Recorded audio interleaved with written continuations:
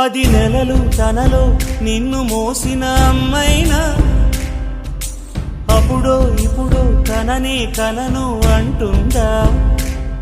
ప్రతి కుసుమం తనదే అనదే విరిసే కొమ్మైనా గుడికో జడకో సాగనంపక ఉంటుందా? బతుకంటే పడి చదువా అనుకుంటే అతి సులువా?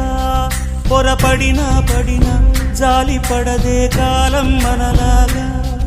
ఒక నిమిషం కూడా ఆగిపోదే నువ్వు వచ్చేదాకా.